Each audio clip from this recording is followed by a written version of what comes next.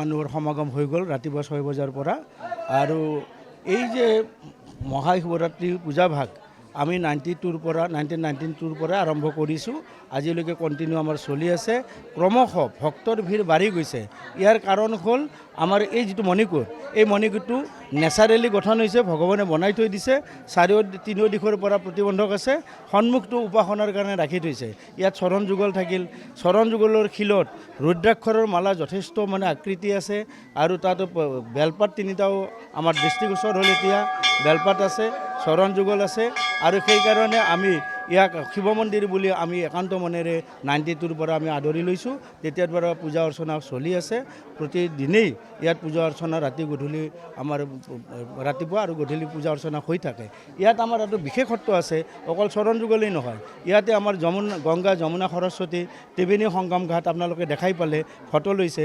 আৰু এই পানীখিনি আমি এটা ষ্ট'ৰেজ কৰি, ষ্ট'ৰেজত তলেৰে পানীটো সোমাই এক্সেছ পানীটো বাহিৰত ওলাই দি সদায় নতুনত্ব পানী আছে।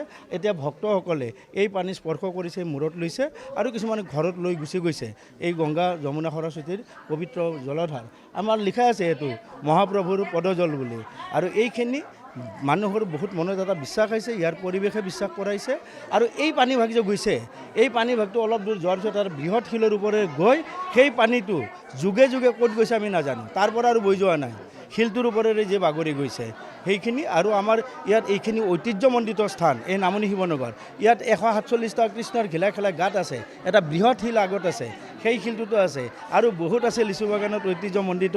ইয়াৰ প্ৰাকৃতিক যিটো দৃশ্য আপোনালোকে যে ফটো লয়, ইয়াৰে চাৰিও দিশটো জনসাধাৰণ দেখক। আৰু এই চেগতে মই আমাৰ ঐতিহাসিক শ্ৰী শ্ৰী শিৱ মন্দিৰৰ এই মহাশিৱৰাত্ৰি পূজাভাগত আমাৰ সকলো অসমৰ সমগ্ৰ ভক্তক আমি আমন্ত্ৰণ জনাইছোঁ, আমাৰ শিৱ মন্দিৰলৈ আহক, ইয়াতে উপাসনা কৰক, ইয়াতে অলপ নিৰ্মালি লৈ যাওক। আৰু আমি সকলোৰে সুস্বাস্থ্য দীৰ্ঘায়ু কামনা কৰিছোঁ, সকলো ভক্তৰ উন্নতি হওক এই কামনা কৰিছোঁ। লগতে আমাৰ ছেক্ৰেটাৰী মোৰ লগত নবীন শৰ্মাদেৱ আছে, তেখেতে দুআষাৰ ক'ব।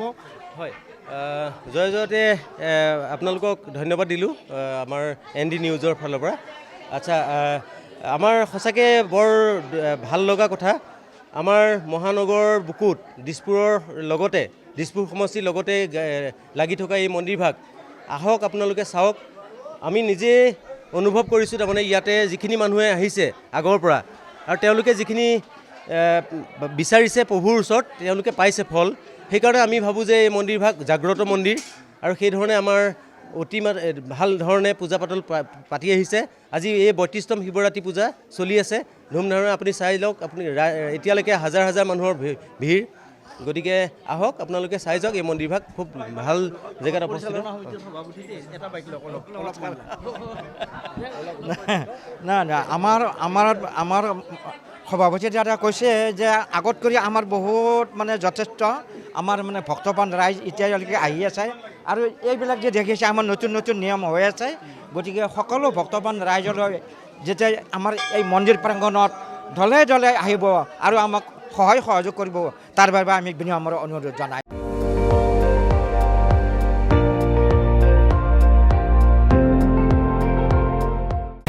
আপুনি চাই আছে ND24, সৰ্বশ্ৰেষ্ঠ নহয় সৰ্বোত্তমৰ দৌৰত।